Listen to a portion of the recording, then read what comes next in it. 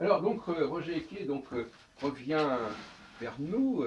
On est au tout début de l'année 2019 et il fait un peu le bilan de ses activités, de ses relations avec les astrologues, aussi des limites de sa propre pratique astrologique. Alors on va étudier les deux aspects. On va peut-être commencer par les limites. Alors finalement, bien que votre astrologie soit très sophistiquée et très pointue, elle a ses limites en quelque sorte. Disons que là, je suis dans un cas particulier depuis quelques mois, depuis au moins 6 7 mois. Je suis la mère d'une amie dans un cancer. Euh, et un cancer qui se passe assez mal. Enfin, Ah oui, d'accord. Alors là, justement. Et donc, je la suis quasiment jour après jour. Oui. Surtout qu'il y a eu des tas de complications, alors essayer de comprendre, etc. J'avais eu une première expérience d'un suivi de cancer avec la fille d'une amie qui était étudiante chez moi. Et j'avais remarqué des choses vraiment flagrantes, quoi. Comme le jour même où Saturne est sorti de 12, elle n'a plus besoin de perfusion. C'est un truc dingue. Alors quand on dit Saturne de 12, c'est dans votre système. Ouais, ouais. Alors, bon, bien sûr, j'ai eu un cas, on ne va pas se baser là-dessus, mais symboliquement, ça m'a frappé. Oui, bien sûr. Euh, alors bon, après, j'ai toujours pensé, et j'ai pu vérifier quand même beaucoup plus en amont, que le cancer est lié à Saturne, Saturne 6. Mhm. Bon, mais de l'avoir suivi comme ça une fois, j'ai repéré certaines flagrances. Et puis là, c'est la deuxième fois. Non seulement il y a l'affect qui joue parce que c'est une amie, Oui. c'est la mère d'une amie, et puis des tas de complications, et puis j'en ai suivi qu'un seul. Et donc, autant je retrouve certaines flagrances, Oui. etc., autant il y a des choses que je ne comprends plus, quoi. Oui. Et je démissionne complètement. Peut-être que vous attendez trop d'astrologie à ce niveau-là. J'en sais rien, c'est possible. Je pense aussi que je n'ai pas toutes les données Ah, euh, en termes d'astres. ah oui. Qu'est-ce qui manquerait? J'en sais Il y a rien. des planètes qui manquent? Non, peut-être pas des planètes, mais si j'utilise par exemple 4 astéroïdes Ah oui. depuis 20 ans. Oui. Bon, je les cautionne chaque fois par des expérimentations. Je les sais vrais, ces 4 astéroïdes.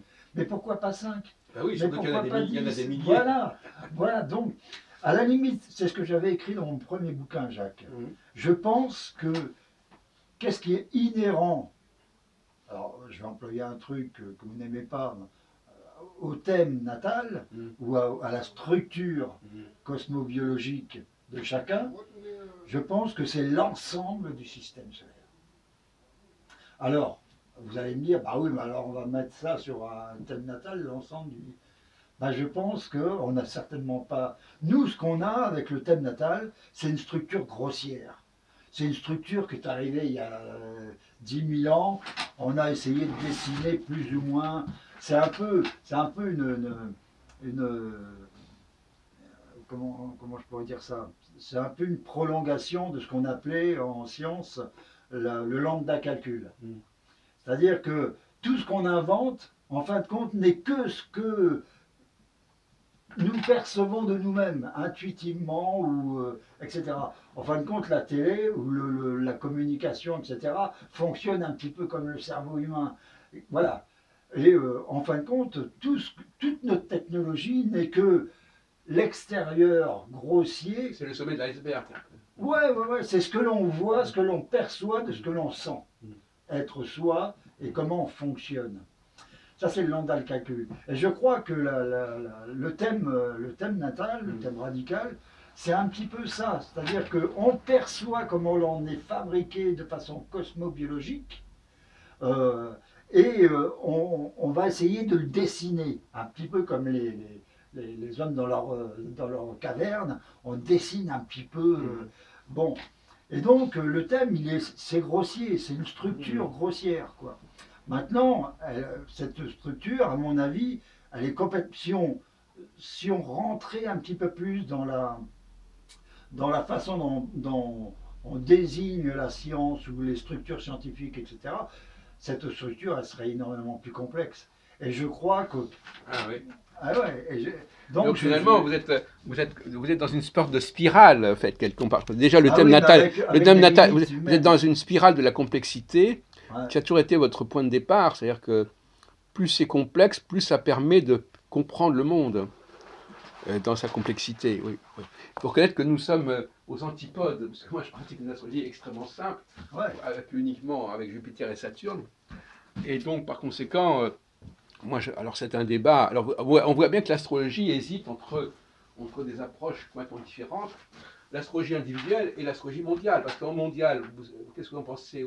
Bah, pour moi, la mondiale, c'est simplement euh, une synthèse. Oui. C'est-à-dire, bon, il y a. C'est ouais, une synthèse de chaque énergie individuelle, Mm. quoi.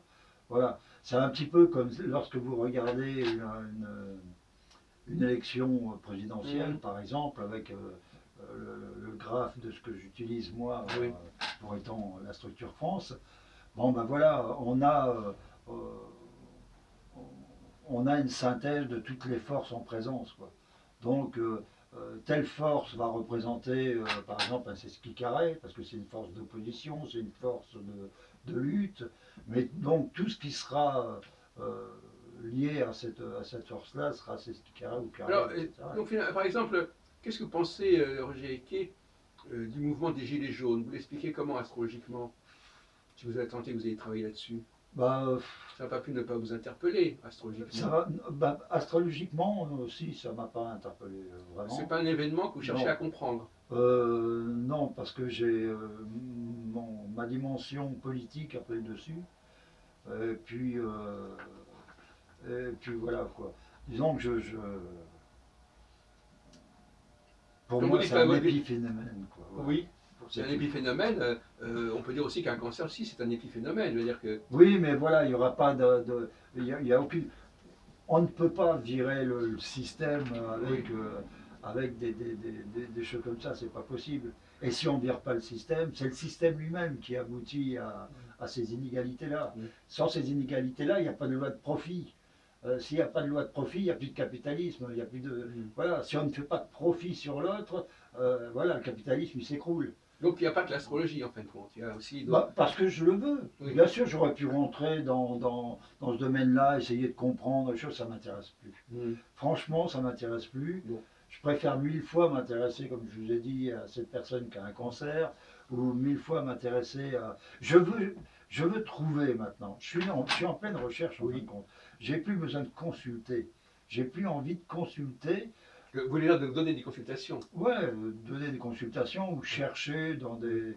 J'ai, je suis un mécano, quoi. Mm. Moi, j'ai besoin d'abord que le moteur il tourne hyper rond, et puis après, on voit les directions où Oui, il c'est-à-dire tire. qu'en fin de compte, oui, vous êtes un ingénieur, vous voulez un bon moteur, et puis après, un outil, vous créez un outil, et Voilà. puis la Et question je de savoir veux le... comment on l'applique, Voilà. c'est un autre problème. L'utilisation de l'outil, ça peut prendre les formes les plus diverses, les applications de l'outil. Oui, voilà. Et puis, bon, toutes les applications ne sont pas non plus hyper intéressantes.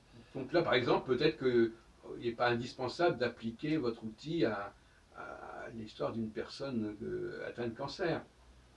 Bah si, parce que à la limite, bon, bien sûr, il y a un côté affection, mais à la limite, c'est dans la difficulté, moi, que je perçois des petites choses qui sont à améliorer dans mon système. Oui, Je perçois une compréhension de plus mais oui. de tel ou tel élément. Effectivement, ça a dû jouer On a comme ça. l'impression, Roger, que euh, le cancer de cette personne euh, est plus important que le mouvement des Gilets jaunes, à la limite. Ah, bah, pour moi, Non, mais oui. je veux dire que sur le plan Je dis pas ça. enfin, je veux dire que Ouais. ça paraît extraordinaire, votre propos. On pourrait penser qu'il faut Ouais. commencer déjà par expliquer les phénomènes collectifs majeurs plutôt que des histoires personnelles, individuelles. Oui, mais Mais ça m'apparaît pas un truc collectif majeur. voilà. En Non, mais plus, même, enfin, de toute façon, alors ouais. justement, ça vous apparaît pas, Oh non, mais pas du tout. est-ce que qui est-ce qui doit décider si si ça correspond à des configurations majeures, c'est un phénomène majeur. Alors là, vous posez le problème de l'astrologue. L'astrologue qui porte un jugement sur la situation et qui dit ça vaut la peine d'être étudié ou pas. Ouais, mais je sais très bien que je suis arbitraire, mais je revendique le droit de l'être, franchement, parce que il y a quelque chose aussi qui est fondamental, c'est que je vis deux dimensions. Je vis ma dimension astrologique, enfin ma dimension de chercheur en astrologie, d'astrologue, etc. Et je vis ma vie. Oui. Voilà. Et ma vie, c'est très rare que je regarde mon propre thème, Oui, voilà. à moins que je perçoive un Oui. carrefour Ah oui, important, etc. Ah ouais. Sinon, je ne suis pas tous les jours sur mon Non, propre non. thème, parce que je m'autorise le droit de me tromper, en sachant le reconnaître, je pense. C'est de ne pas Euh, faire ce que l'astrologie vous aurait dit de faire. ouais, peut-être, Mais en ouais. même temps, on pourrait vous dire que d'après votre système, parce que moi je ne suis pas du tout dans ce truc-là, Mm. ce que vous faites, c'est forcément voulu par l'astrologie. Mm. Non, mais J'échappe pas à l'astrologie. oui. Mais J'échappe pas à mon thème, ça c'est certain. Alors même. maintenant, il y a aussi quelque chose qui est fondamental. Mm. Et là, ça mériterait qu'on s'y arrête vraiment, et même qu'on écrive 3 bouquins là-dessus. Ouais. C'est, vous voyez, par exemple, je vais prendre toujours l'axe de 8, par exemple. Oui. Mais tous les axes sont considérables. Oui. L'axe de 8, il est, si on voulait faire une synthèse, une appellation d'origine, ça serait l'axe de l'énergie vitale. Ouais. Voilà. C'est là que il y a une dialectique dans notre énergie avec cet axe-là. Mm. Mais cette énergie vitale, elle va utiliser pour, elle va être utilisée de différentes manières. Il y a ce qu'on appelle des substituts à cette énergie vitale. Elle n'est pas simplement que brute.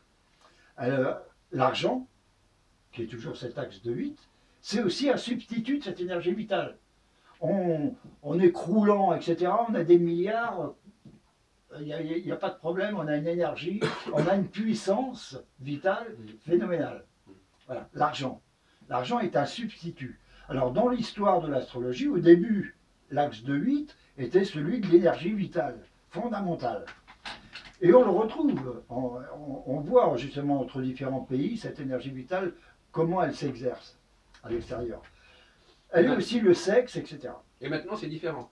Non, mais est-ce que vous avez, moi je me suis toujours posé la question, est-ce que vous avez la possibilité, à partir d'un aspect qui toucherait à l'axe de 8, est-ce que vous avez la possibilité de choisir entre je veux qu'il se manifeste dans l'argent, je veux qu'il se manifeste dans la sexualité? Oui, parce qu'il y a plusieurs lectures possibles de l'axe de 8. Exactement, exactement. Alors comment se choisit l'application? Est-ce que c'est moi qui ai fait en sorte que cet aspect-là se vérifie dans le concret par exemple, ma sexualité, ou par l'argent, ou par un regain de force et de puissance? Alors ça, c'est hyper intéressant. Est-ce qu'on peut vivre les deux dimensions en même temps? Ou est-ce que si on fait le projet, même avec deux termes, c'est-à-dire pas le projet simplement je fais le projet 2, mais ce qui vient avant le, le, le, le, le jet d'énergie, la projection d'énergie du thème, du noyau du thème, vers l'extérieur, vers ce que l'on vit, notre existence. Est-ce que cette énergie-là, est-ce que je peux la choisir? Moi, je pense que l'important, c'est le projet, c'est-à-dire ce qui vient avant. Il y a un aspect qui va arriver, il est dans cet axe de 8, donc la tradition me dit qu'il va se manifester dans ces 3 dimensions-là au moins, axe de 8. Et si je fais le projet, c'est-à-dire que si je me mets, j'allais dire, en état présent dans cette actualité-là, en choisissant les choses, l'élément qui fera la différence, est-ce que ça va se manifester comme ça? Est-ce que je peux, moi, avoir cette petite liberté de pousser, de diriger plus ou moins une énergie vers un domaine particulier qui toucherait bien sûr à l'axe traditionnel? Alors ça, c'est hyper important. Parce que si est-ce que quelqu'un qui aurait une vie sexuelle trop remplie, par exemple, trop pleine, est-ce que il pourrait avoir en même temps une avancée financière et économique importante? Ou est-ce que l'un ne contrebalancerait pas l'autre? Mais le problème ici, c'est que votre axe en question, il touche à des sujets extrêmement divers. Et on peut se poser la question si c'est cohérent qu'il y ait sur le même axe des choses aussi différentes. C'est complètement cohérent. Non, mais c'est-à-dire que c'est Je la vous ai dit, tradition. la puissance vitale, c'est bien sûr cet axe de 8. Là, on pourrait rester sur ce singulier-là. Mais il y a quelque chose qui s'est greffé à cette puissance vitale, qui est l'argent. Mm. L'argent est une puissance vitale. Et j'avais fait l'expérience, Jacques. J'avais pris, à l'époque où je faisais de l'ACB mondiale, j'avais pris plusieurs pays, etc. Alors, rappelez ce que c'est que la CB pour les gens qui ne connaissent pas. L'astrochronobiologie. Voilà, Donc j'avais pris plusieurs pays, etc. Et c'est ce que je vous ai dit tout à l'heure, lorsque une bombe explosait, par exemple, à Bagdad, à l'époque, c'était il y a 10 ans ou 15 ans, cet axe-là faisait que, enfin, l'aspect qui était en 2,8 se manifestait par une bombe. C'était du sang. Là, on avait la puissance vitale brute. Là, on l'avait. Le même aspect dans un pays plus développé, c'est-à-dire comme la France, etc., c'était la bourse qui s'écroulait. Puissance vitale aussi. On avait la même puissance, le même aspect, le même axe, mais qui se manifestait selon la société ou selon la façon dont il se protégeait, ou est-ce qu'il avait des tampons. Notre société a des tampons. Avant de toucher à ce sang, à cette énergie vitale brute, ça va passer d'abord par des tampons qui est l'argent, etc. Excusez-moi, moi il me semble que c'est le problème de l'émetteur-récepteur. Effectivement, pourquoi la même configuration n'a pas les mêmes effets partout? Oui, mais il faut que ça respecte l'acte. Oui, d'accord, mais parce que sur les récepteurs, les forces qui sont capables de capter ces énergies sont plus ou moins fortes. Hein. Par exemple, actuellement, pourquoi est-ce que les gilets jaunes, ça ne prend pas la même forme en Allemagne ou en Italie qu'en France, voyez-vous, par exemple, alors que la configuration est fondamentalement la même. Je crois que vous travaillez aussi sur les thèmes de différents pays. Donc pour vous, un pays, la France, n'a pas le même thème que l'Italie ou l'Allemagne, c'est ça? C'est pas la même structure. Mais en même temps, en termes d'énergie, voilà, donc cette structure-là, c'est déjà une structure de récepteur. C'est-à-dire qu'il y a les configurations qui sont les mêmes, et puis l'astrologie prétend à la fois déterminer les émetteurs et les récepteurs. Elle détermine les émetteurs avec l'astrologie mondiale, et les récepteurs en faisant le thème du pays, par exemple. Et si le thème du pays n'est pas le même, eh bien, les effets ne sont pas non plus les mêmes. Oui, mais enfin, ils respecteront quand même toujours. Oui. C'est pour ça que je mets l'accent vraiment dans la CB. Avec la CB, je mets vraiment l'accent sur les axes. C'est-à-dire qu'effectivement, l'axe 11-5, par exemple, ce que j'appelle l'axe affectif, l'axe affectif, oui, il prend différentes formes selon les supports que vous allez avoir à votre affectif. Oui. Les enfants, la fiancée, les amis, les soutiens. Voilà, ça c'est toujours l'axe 5-11. Mais comment ça va se manifester? Par mon enfant ou par mon amour? Et ça, il y a deux choses qui vont compter pour le choix de cette manifestation. La première chose, c'est le contexte. Bien sûr, si je n'ai pas d'enfant, ça va se manifester par mon amoureux. Ou si mon enfant est malade, cet aspect-là risque de toucher. Est-ce qu'à votre avis, quel que soit l'axe qu'on considère, il y a toujours une dualité? Quelle dualité? Entre plusieurs options possibles. Ah, il y a toujours plusieurs options. Donc c'est ça votre idée, c'est que. Mais enfin, en même temps, vous avez deux planètes, enfin, vous avez deux maisons. Oui, mais donc ces deux maisons. Oui, alors l'axe, il est là, oui. Mais il y a aussi les deux maisons qui n'ont pas la même signification. Donc finalement, vos deux maisons qui sont dans le même. Par exemple, 2 et 8, par exemple, bon, 2, c'est pas 8 exactement. Hein. Bah oui, mais il y a une dialectique entre. C'est ça, mais enfin, on pourrait vous dire, certains d'entre vous diraient, bah oui, mais ce qui est valable pour 2 n'est pas valable pour 8. Donc vous avez Vous Oui, êtes mais non.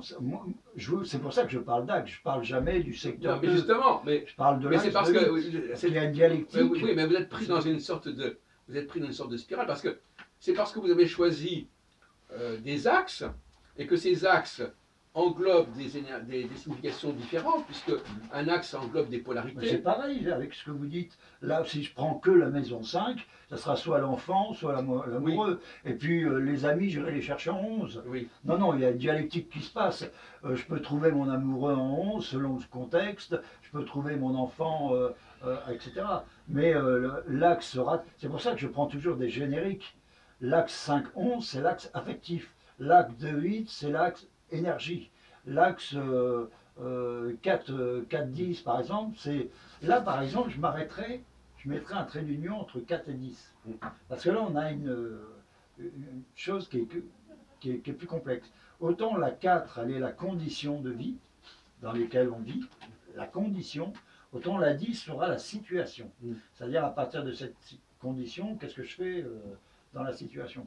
Mais sinon, cette dialectique, elle s'opère tout le temps, quoi. Mais alors, finalement, on revient quand même à une question qu'on a déjà abordée il y a déjà pas mal d'années entre nous. C'est l'importance que vous accordez à la tradition, finalement.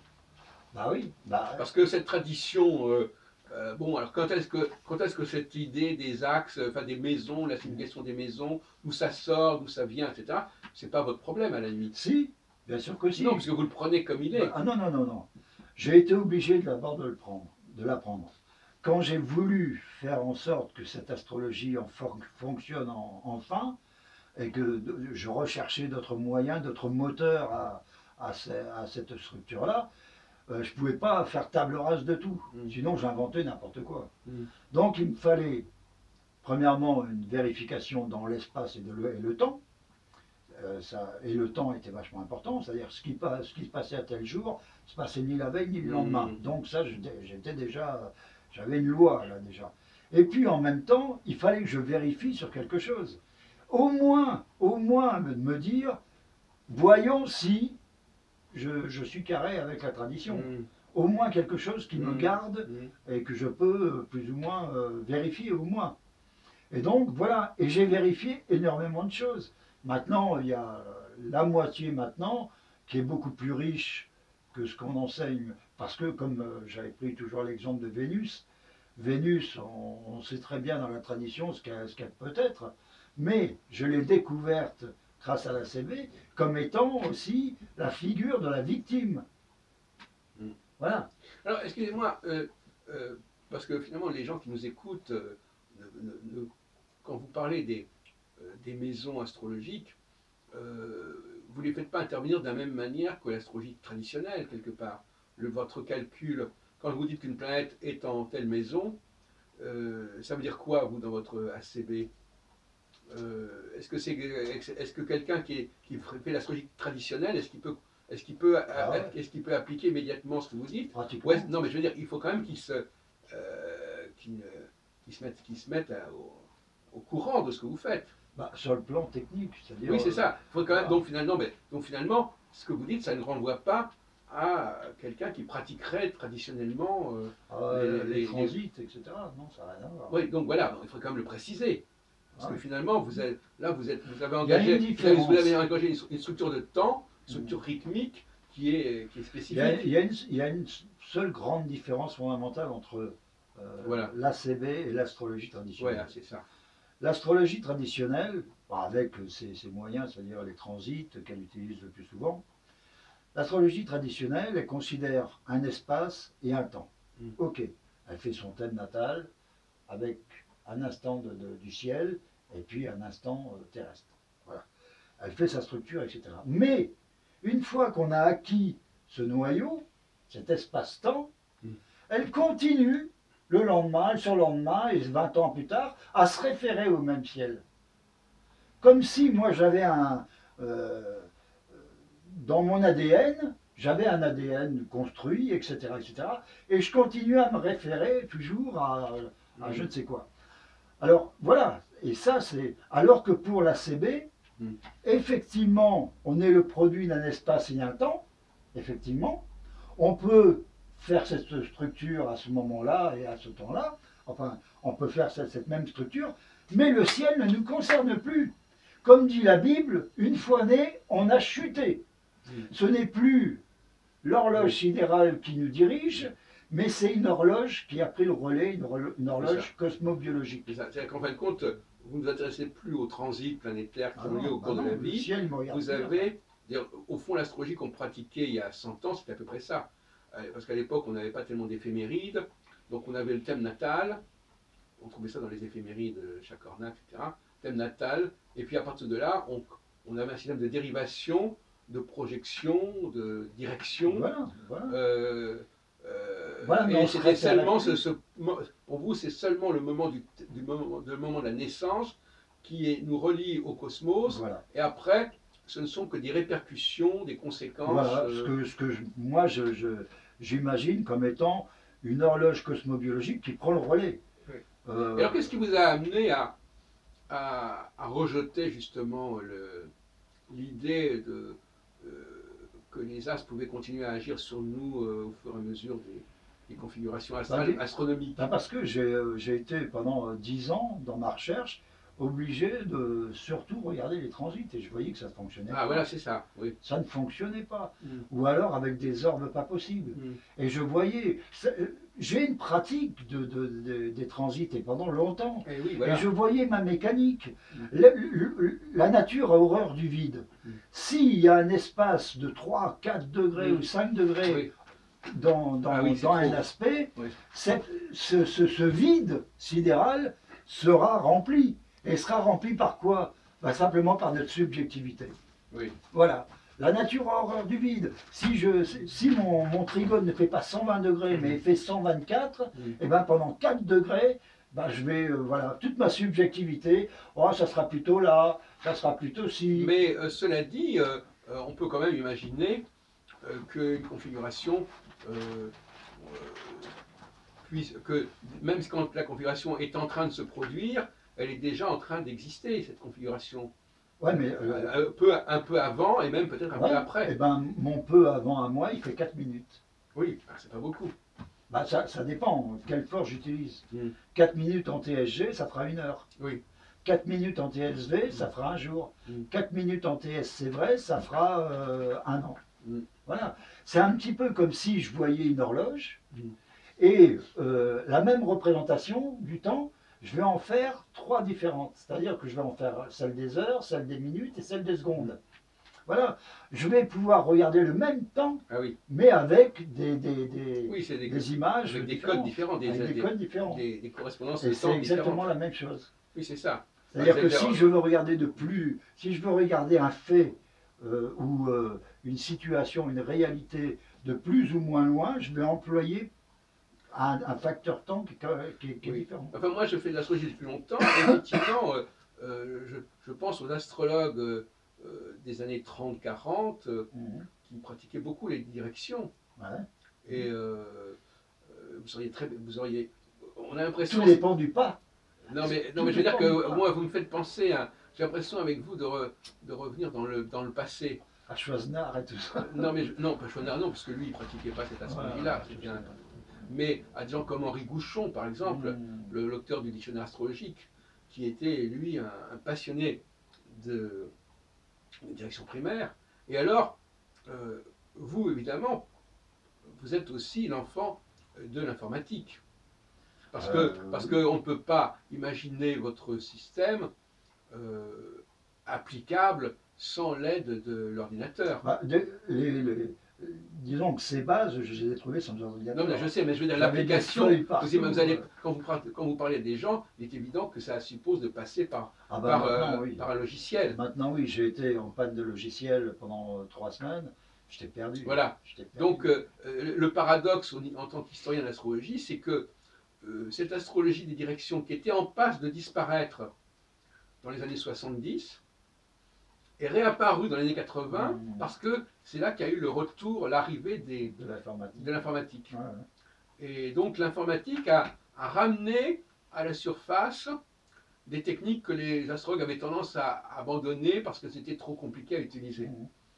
Et donc ça a eu un effet très important. L'impact de l'informatique sur l'astrologie Certainement. a été considérable. Je ne parle pas de la question de l'astroflash, de la thermodation par ordinateur, mais je parle seulement des calculs.